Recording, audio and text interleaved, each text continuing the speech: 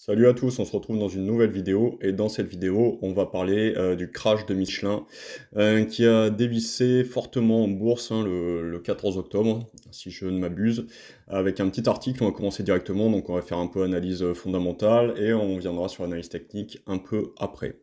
Donc vous voyez cet article de ABC Bourse, publié le 14 octobre 2025, 9h33.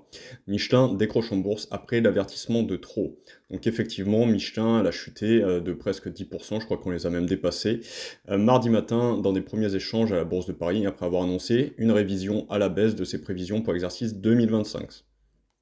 Il y a un contexte de détérioration de l'environnement économique qui s'est notamment traduit par une dégradation plus forte que prévue de son activité en Amérique du Nord, qui est son premier marché.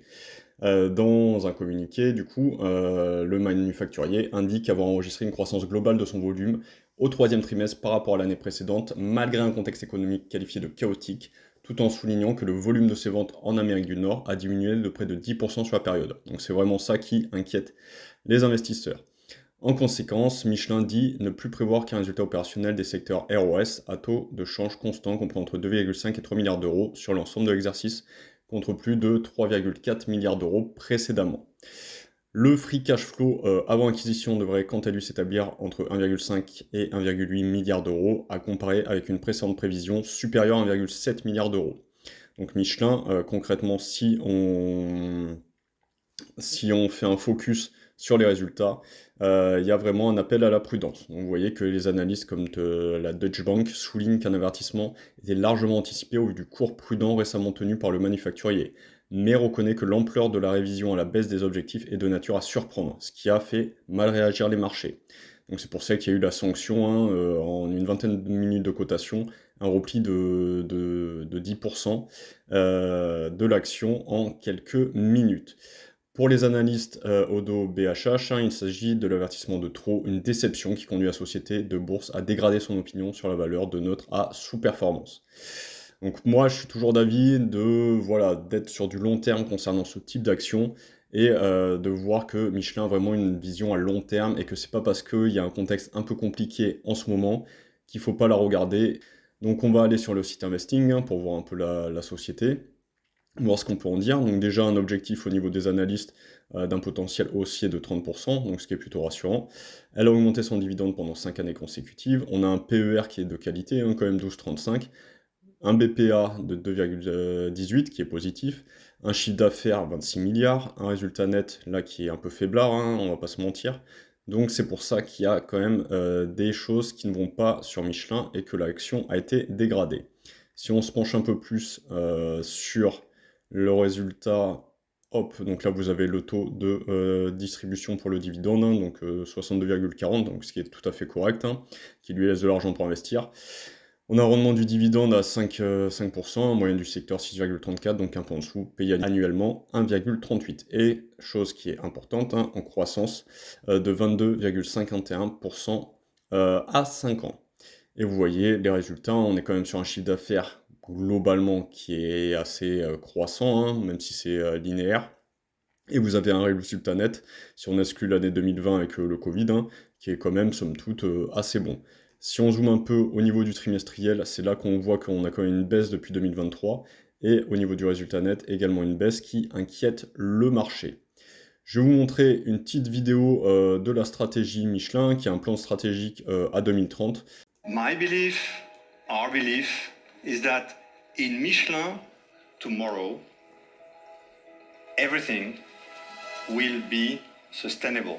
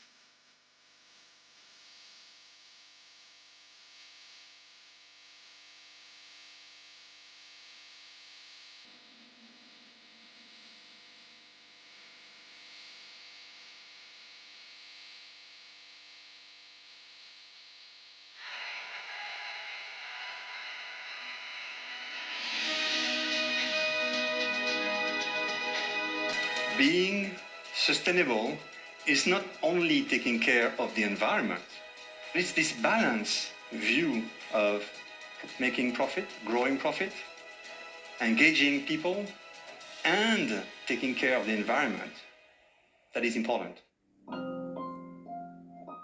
On se retrouve sur le graphique de Michelin, un graphique qui n'est pas beau du tout, hein. Ça c'est sûr, on va pas se mentir. Donc vous voyez que le 13 octobre, on a eu vraiment un gros gap baissier, hein. On était déjà au niveau de la bande inférieure de Bollinger. On n'a pas réintégré, on a fait un nouveau plus bas, on est allé chercher jusqu'à moins 11%. Et ensuite on a fait une mèche haute et aujourd'hui, les jours qui ont suivi, on a eu le rebond de 5-6% pour revenir sur des 27 euros concernant l'action Michelin. Donc là, l'action est clairement baissière, hein. Vous voyez qu'on a explosé le RSI au plus bas, on était à 15, hein. Là, on flirte toujours avec les 30. On a des moyennes mobiles orientées à la baisse, on a des cours sous les moyennes mobiles. Donc à court terme, c'est très fortement baissier. Ça, il n'y a pas de souci concernant l'action. Vous avez cette oblique baissière qu'il faudra repasser avant de parler de renouveau sur Michelin. Vous voyez qu'on est très en deçà de l'oblique baissière. On est à des niveaux qui sont à plus de 5 euros de cette oblique et on a cet ancien support, hein, qui a cassé et qui est devenu résistance, hein, avec deux gaps qui se sont formés, hein. Donc vous avez un premier gap ici autour des 30 euros et vous avez un second gap quand on a ouvert le 13. Donc là qu'on va tracer comme ceci et qui est entre les 28,60 et les 27 euros. Donc dans un premier temps, ça va être refermer ces gaps et ensuite on parlera de cette résistance horizontale et de cette oblique baissière. Donc on va pas se mentir, sur Michelin, à court terme, moyen court terme, il y a vraiment un gros travail pour arriver à repasser ces zones. Vous voyez qu'on a deux gaps à refermer, cette résistance et cette oblique. Donc là, vraiment quelque chose d'assez important. Vous avez, si on se place on prend un peu de recul à plus long terme, donc ça a dû être décalé avec le versement des dividendes. Là, si on trace un peu au niveau du brouillon. Michelin, il faut rappeler que c'est quand même une boîte qui a, il me semble, 130 années d'existence, hein, donc elle n'est pas cotée en bourse depuis 130 ans. Vous voyez qu'au niveau des graphiques, ça remonte au moins à 1991. Il y a eu de nombreux splits, hein, sur la boîte, hein. Son cours a été divisé avec le nombre d'actions multipliées, hein. Je reviens pas sur les splits. Et sur un horizon de terme vraiment long, qu'est-ce qu'on voit? On voit que Michelin, pour le moment, même si c'est très baissier à court terme, on a encore haussier à long terme, hein. Vous voyez qu'on a un énorme support oblique qui prend sa source en 2009, hein. Donc quand il y a eu cette crise en 2007, 2008, 2009, on a Michelin qui a quand même chuté en passant de 26 à 6 euros, donc 78% de baisse. Et il a fallu des années pour revenir sur ces niveaux, hein. Si on parle des niveaux des 25, on l'a dépassé seulement en 2017, on l'a repassé en 2022, on l'a repassé en 2024, et là on est repassé dessous. Qu'est-ce qu'on peut voir sur Michelin? On peut éventuellement voir ce qui se sentirait très mauvais pour l'action, une épaule, tête-épaule, mais bon, c'est vraiment compliqué en mensuel de voir ça. On pourrait considérer que ceci est une épaule gauche, ceci est la tête, et là, on aurait l'épaule droite, avec une éventuelle cassure ici, et il faudra reporter cette distance-là ici, ce qui nous ramènerait sur les 9, voire peut-être 9-10 euros. Donc vraiment quelque chose de pas beau, mais bon, pour l'instant, cette épaule, tête-épaule n'est pas validée, donc pour moi, on est plus dans une sorte d'immense canal, canal ascendant, pardon, donc j'ai pas fait le bon, j'ai déplacé, donc on pourrait prendre comme ceci, décidément je vais pas y arriver, dupliquer, et qu'on pourra avoir un espèce de canal comme ceci. Donc soit on voit un canal, soit on voit quelque chose qui est un peu moins bien, ce qui serait un énorme biseau ascendant. Mais bon, on est peut-être plus sur du canal que sur du biseau. Donc concrètement, à ce niveau-là, on a une réaction ici, et c'est pas par hasard, vous voyez que pour la quatrième fois, on vient retaper le bas du canal, hein. Donc comme on l'a dit, en 2009, on l'a frappé, en 2011, en 2020, en 2022, et là, on le retravaille. Donc si on casse à ce niveau-là les 26, qu'il n'y a pas de rebond, qu'il n'y a pas de reprise, je pense qu'il y a de fortes chances qu'on vienne chercher les 22,5. 22,5, ça sera un autre support.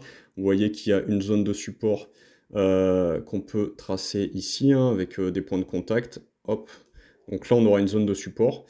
Donc si on arrive à ce niveau-là, pour relancer la tendance, il faudra repasser ce support qui sera devenu résistance, et ensuite repasser l'oblique dont on s'est parlé à court terme, et ensuite repasser encore les obliques pour repartir sur du 37-38. Donc vraiment, ça va demander une grande force à Michelin et avoir des résultats du fondamental qui est costaud.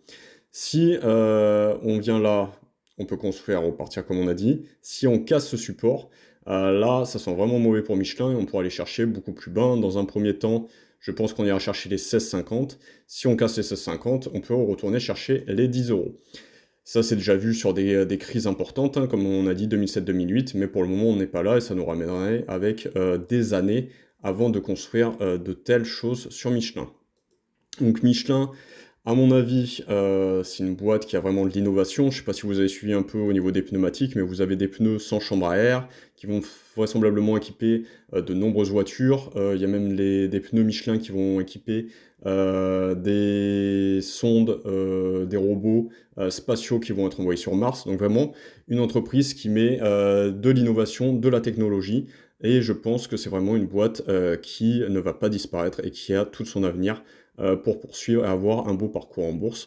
Là, je pense qu'on est sur des phases voilà, qui sont arrivées plusieurs fois dans l'histoire de Michelin. On a parlé de 2008, 2009, on a moins 70%. On peut parler de l'année 2018, 2020, on a du moins 40%. On peut reparler de 2022 à 2022, on a moins de 38%. Et là, la société, on parle de 2024 à 2025, on a du moins 33%. Donc c'est pas en soi quelque chose d'exceptionnel sur Michelin. Michelin, comme toutes les actions, ça monte, ça baisse. Faut savoir dans quoi on investit et avoir des convictions. Et Michelin peut tout à fait se reprendre. Et si les résultats, les fondamentaux suivent, aller rechercher le haut de ce biseau et les 42 euros. C'est pas impossible. Après, à vous de faire vos propres recherches, votre analyse, voir si pour vous Michelin est une boîte cohérente avec un bon projet.